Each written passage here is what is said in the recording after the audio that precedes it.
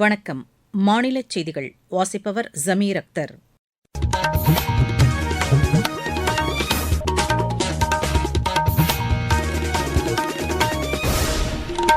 தலைப்புச் செய்திகள். இந்தியா ஐரோப்பிய யூனியன் இடையிலான நட்புறவை வலுப்படுத்துவதில் லக்சம்பர்கின் பங்களிப்பு முக்கியமானது என்று வெளியுறவுத்துறை அமைச்சர் டாக்டர் ஜெய்சங்கர் தெரிவித்துள்ளார். ரயில்வே துறை கடந்த ஆண்டில் 4838 ரயில் பெட்டிகளை தயாரித்து சாதனை படைத்துள்ளது. மாணவர்களின் தனித்திறமையை ஆசிரியர்கள் மற்றும் பெற்றோர் ஊக்குவிக்க வேண்டும் என்று பள்ளிக் கல்வித்துறை அமைச்சர் திரு அன்பில் மகேஷ் பொய்யாமொழி கேட்டுக் கொண்டுள்ளார். காவிரியில் தமிழகத்திற்கு உரிய தண்ணீர் திறந்துவிடப்படுவதை உறுதி செய்யுமாறு காவிரி நீர் மேலாண்மை ஆணையத்தை தமிழக அரசு வலியுறுத்தியுள்ளது.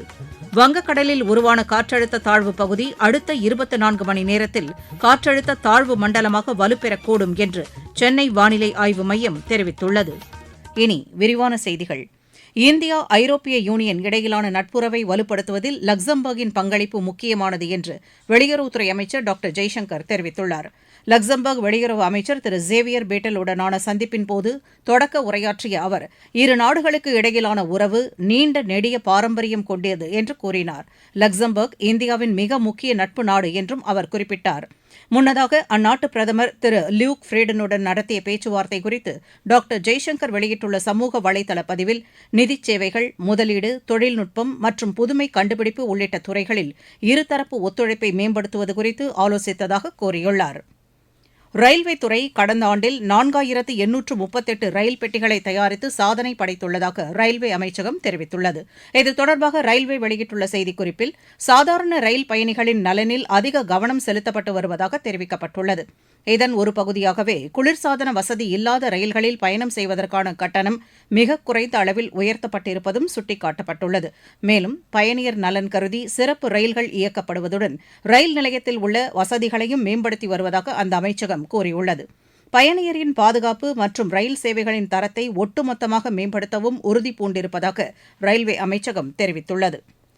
தமிழக விளையாட்டு மேம்பாட்டு ஆணையத்தால் நடத்தப்படவுள்ள இது நம்ம ஆட்டம் 2026 இளையோர் விளையாட்டுப் போட்டிகளுக்கான இணையதள முன்பதிவை துணை முதலமைச்சர் திரு உதயநிதி ஸ்டாலின் சென்னையில் தொடங்கி வைத்தார். மாநிலம் முழுவதும் உள்ள 388 ஊராட்சி ஒன்றியங்களில் உள்ள 16 முதல் 35 வயதுடைய இளைஞர்கள் இதில் பங்கேற்கலாம். விளையாட்டு வீரர்கள் நேரடியாகவோ பள்ளி, கல்லூரி அல்லது சம்பந்தப்பட்ட ஊராட்சி வாயிலான முன்பதிவு செய்து கொள்ளலாம் என்றும் அரசு செய்திக்குறிப்பில் தெரிவிக்கப்பட்டுள்ளது. கூடுதல் விவரங்களுக்கு ஆடுகளம் தகவல் தொடர்பு மையத்தை தொலைபேசி வாயிலாக தொடர்பு கொள்ளலாம் என்றும் மாநில அரசு கூறியுள்ளது. மாணவர்களின் தனித்திறமையை ஆசிரியர்கள் மற்றும் பெற்றோர் ஊக்குவிக்க வேண்டும் என்று பள்ளிக் கல்வித்துறை அமைச்சர் திரு அன்பில் மகேஷ் பொய்யாமொழி வலியுறுத்தியுள்ளார். திருவள்ளூர் மாவட்டம் பூவிருந்தவல்லி அறிஞர் அண்ணா அரசு பள்ளியின் 100ஆண்டு விழாவில் பேசிய அவர், ஒரு மாணவரின் திறமையை பிற மாணவர்களுடன் ஒப்பிடக்கூடாது என்று கேட்டுக் கொண்டார். மாணவர்கள் தங்களது இலக்குகளை நோக்கி முன்னேறிச் செல்ல வேண்டும் என்றும் அவர் குறிப்பிட்டார். மாநிலத்தில் சுமார் 2000த்திற்கும் அதிகமான பள்ளிகள் 100ஆண்டை கடந்து சிறப்பாக செயல்பட்டுக் கொண்டிருப்பதாகவும் திரு அன்பில் மகேஷ் பொய்யாமொழி தெரிவித்தார். காவிரியில் தமிழகத்திற்கு இம்மாதம் வழங்கப்பட வேண்டிய 2.76 டிஎம்சி தண்ணீர் திறந்துவிடப்படுவதை உறுதி செய்யுமாறு காவிரி நீர் மேலாண்மை ஆணையத்தை தமிழக அரசு வலியுறுத்தியுள்ளது. புதுதில்லியில் ஆணையத்தின் தலைவர் திரு SK ஹல்தர் தலைமையில் நடைபெற்ற கூட்டத்தில் பங்கேற்ற தமிழக பிரதிநிதிகள், டிட்வா புயல் காரணமாக மாநிலத்தில் சுமார் 1,00,000 ஏக்கர் பரப்பிலான பயிர்கள் சேதமடைந்திருப்பதை சுட்டிக்காட்டினர். இப்பகுதியில் மறுநடவு மேற்கொள்ள போதிய தண்ணீர் தேவைப்படுவதாகவும் தமிழக பிரதிநிதிகள் கேட்டுக் கொண்டனர். நீங்கள் கேட்டுக்கொண்டிருப்பது மாநில செய்தி அறிக்கை. ஊரக வளர்ச்சிக்கான புதிய அத்தியாயம். வளர்ச்சியடைந்த இந்தியாவிற்கான ஊரக வேலைவாய்ப்பு உறுதி மற்றும் வாழ்வாதார சட்டம். இந்த சட்டம் வருடத்திற்கு 125 நாட்கள் வேலையை உறுதி செய்கிறது. இதில் வாரந்தோறும் ஊதியம் வழங்கப்படுவது கட்டாயமாக்கப்பட்டுள்ளது. பணி முடிந்த 15 நாட்களுக்குள் ஊதியம் வழங்குவதை உறுதி செய்வதற்கான அம்சங்களும் இதில் இடம்பெற்றுள்ளன. ஊதியம் காலதாமதமாக வழங்கப்பட்டால் அதற்கான இழப்பீட்டுத் தொகைக்கும் இதில் வகை செய்யப்பட்டுள்ளது. வளர்ச்சியடைந்த இந்தியாவிற்கான பயணத்தில் மோடி அரசு தொடரும் சீர்திருத்த நடவடிக்கைகள்.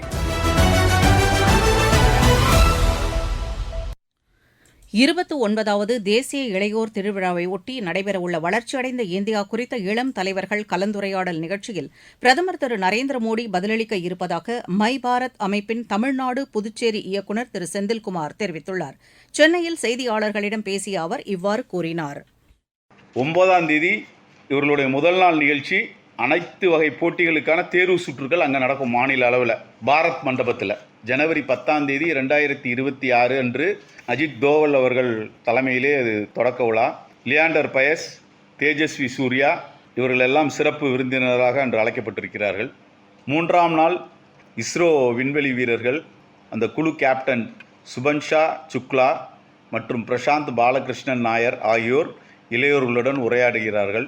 12ஆம் தேதி நடைபெறுகிற நிகழ்ச்சி பாரத பிரதமர் அவர்கள் முன்னிலையிலே, மத்திய அமைச்சர்கள் முன்னிலையிலே கலந்து கொண்டிருக்கின்ற இளைஞர்களிடையே உரையாடுவதற்கும், நேரடியாக சந்தித்து அவர்கள் கேள்விகளை கேட்பார்கள்.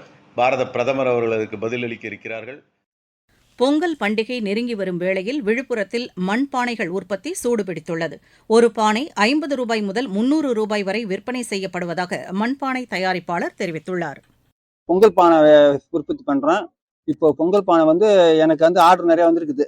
சேலம், திருவண்ணாமலை, பாண்டி, கள்ளக்குறிச்சி இப்படி சில ஊர்கள் எனக்கு ஆர்டர் நிறைய வந்திருக்குது. பானையின் விலையை 5 பிடி பானையிலேருந்து 3 பிடி பானையிலேருந்து சின்ன பிடி அரை பிடின்ற விலையை வச்சு 300 ரூபாய், 200 ரூபாய், 100 ரூபாய், 50 ரூபாய் இப்படி பானைக்கு ஏற்ற மாதிரி விலை வச்சு நாங்கள் வியாபாரிக்கு போடுறோம். ராமேஸ்வரம் 100.9 மெகாஹெட்ஸ் பண்பலை ஒலிபரப்பில் இன்று காலை 9 மணி முதல் மதுரை பண்பலையின் நிகழ்ச்சிகள் ஒலிபரப்பப்படும் என்று சென்னை அகில இந்திய வானொலி நிகழ்ச்சி பிரிவு தலைவர் கூறியுள்ளார். இதுவரை ராமேஸ்வரம் பண்பலையில் சென்னை வானொலி நிலையத்தின் மத்திய அலைவரிசை நிகழ்ச்சிகள் ஒலிபரப்பாகி வந்தன. ரயில் பயணிகள் தங்களது பயண தேவைக்கு ரயில் ஒன் செல்போன் செயலியை பயன்படுத்துமாறு தெற்கு ரயில்வே கேட்டுக் கொண்டுள்ளது. இது தொடர்பாக தெற்கு ரயில்வே வெளியிட்டுள்ள செய்திக்குறிப்பில், முன்பதிவில்லா டிக்கெட், நடைமேடை மற்றும் முன்பதிவு டிக்கெட்டுகளை இந்த செயலி மூலம் பெறலாம் என்று தெரிவிக்கப்பட்டுள்ளது.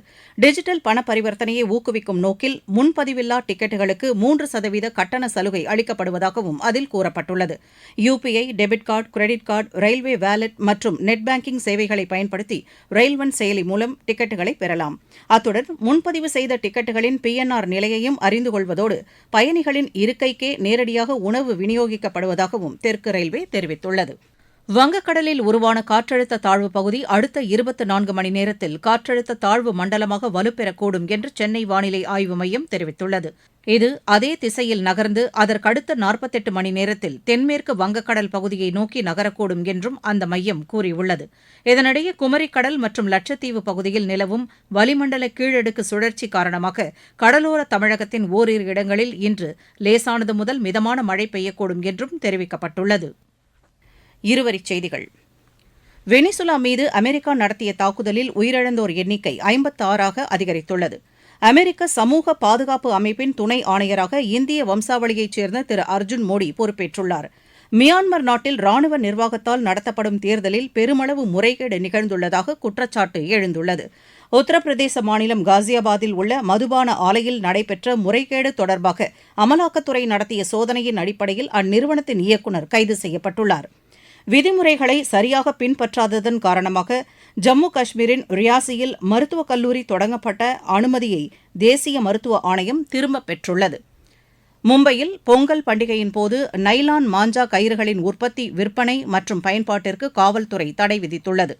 திருவாரூர் மாவட்டம் மன்னார்குடி ராஜகோபால சுவாமி கோவிலில் திருமங்கை மன்னன் பெருமாளிடம் நகைப்பறிக்கும் வேடுவரி உற்சவம் நடைபெற்றது. தமிழக சட்டப்பேரவை உறுதிமொழி குழுவின் பரிந்துரைகளை அதிகாரிகள் உரிய காலத்திற்குள் நிறைவேற்ற வேண்டும் என்று குழுவின் தலைவர் திரு வேல்முருகன் அறிவுறுத்தியுள்ளார். அரசு பள்ளிகளில் 10ஆம் வகுப்பு பயிலும் மாணவர்களுக்கான தமிழக முதலமைச்சரின் திறமை தேடல் தேர்வுக்கான விண்ணப்பங்களை தலைமை ஆசிரியர்கள் இணையதளத்தில் பதிவேற்றம் செய்வதற்கான அவகாசம் நாளை மறுநாள் வரை நீட்டிக்கப்பட்டுள்ளது. சென்னை மாநகராட்சியில் பட்ஜெட் அறிவிப்புகளின் செயலாக்கம் குறித்த ஆய்வுக் கூட்டம் மேயர் திருமதி பிரியா தலைமையில் நடைபெற்றது. மீண்டும் தலைப்புச் செய்திகள். இந்தியா ஐரோப்பிய யூனியன் இடையிலான நட்புறவை வலுப்படுத்துவதில் லக்சம்பர்கின் பங்களிப்பு முக்கியமானது என்று வெளியுறவுத்துறை அமைச்சர் டாக்டர் ஜெய்சங்கர் தெரிவித்துள்ளார். ரயில்வே துறை கடந்த ஆண்டில் 4838 ரயில் பெட்டிகளை தயாரித்து சாதனை படைத்துள்ளது. மாணவர்களின் தனித்திறமையை ஆசிரியர்கள் மற்றும் பெற்றோர் ஊக்குவிக்க வேண்டும் என்று பள்ளிக் கல்வித்துறை அமைச்சர் திரு அன்பில் மகேஷ் பொய்யாமொழி கேட்டுக் கொண்டுள்ளார். காவிரியில் தமிழகத்திற்கு உரிய தண்ணீர் திறந்துவிடப்படுவதை உறுதி செய்யுமாறு காவிரி நீர் மேலாண்மை ஆணையத்தை தமிழக அரசு வலியுறுத்தியுள்ளது. வங்கக்கடலில் உருவான காற்றழுத்த தாழ்வு பகுதி அடுத்த 24 மணி நேரத்தில் காற்றழுத்த தாழ்வு மண்டலமாக வலுப்பெறக்கூடும் என்று சென்னை வானிலை ஆய்வு மையம் தெரிவித்துள்ளது. இத்துடன் இந்த செய்தி அறிக்கை நிறைவு பெறுகிறது. எமது செய்திகளை சமூக வலைதள பக்கங்களில் AIR நியூஸ் சென்னை என்ற முகவரியிலும் RNU சென்னை என்ற யூடியூப் சேனலிலும் உடனுக்குடன் அறிந்து கொள்ளலாம்.